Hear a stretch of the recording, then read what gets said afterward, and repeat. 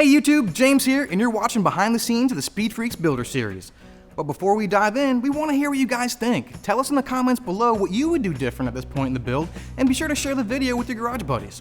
Also, don't forget to watch last week's video and catch up on the entire series. There's a nice little playlist at the end of this video, so be sure to stick around. Also, for your chance to win this bike, donate a few bucks to the Prostate Cancer Foundation. Details are also in the description below. Now, for this week's video, we had just got the frame back from powder coating at ProFab Customs in Largo, Florida. ProFab was totally clutch and squeezed this frame into the oven, knowing just how tight the schedule this build was. Now, I don't want to set expectations for anyone else by saying just how fast, but let me say Jimmy Johns doesn't have anything on Joe and his team. And without fail, they turned out amazing quality work like we've come to expect.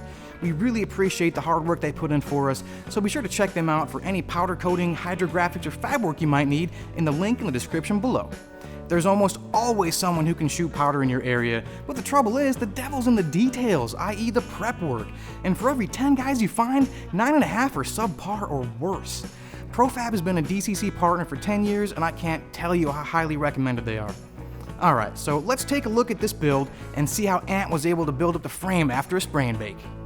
To assemble the frame again, that's when the bike comes to life. You start to see all these little bits and you start to see the parts in your head, so you start to think, okay, I need this kind of bar, those kind of grips, levers, everything like that, and that's when the fun part of the build, when you start seeing everything come back together and you start to see the bike come back to life. It's on its wheels, if you have the wheels done already.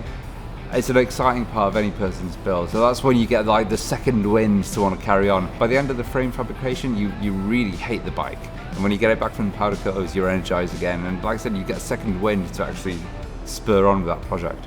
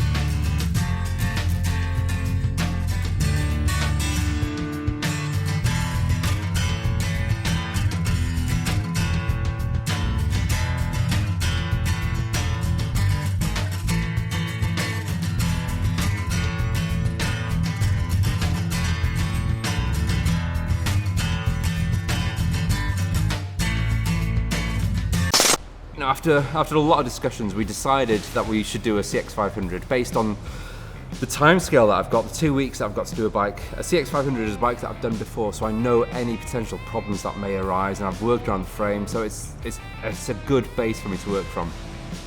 The first thing that went through my mind is, how do we tackle that rear hump? I've got a personal disliking against that rear hump that the CX500 has, and on my previous build I ended up fabricating the rear of the frame and relocating the shocks and everything like that, but in 2 weeks we don't have that luxury of time to do that. So the idea of a tracker came about as a solution to hide that hump, because the tracker seat naturally goes up at the back, and that's a good solution of getting rid of it without actually doing any frame modifications. And I thought, well, do you know what, there's not many trackers out there. The trackers to me seem like the next big thing.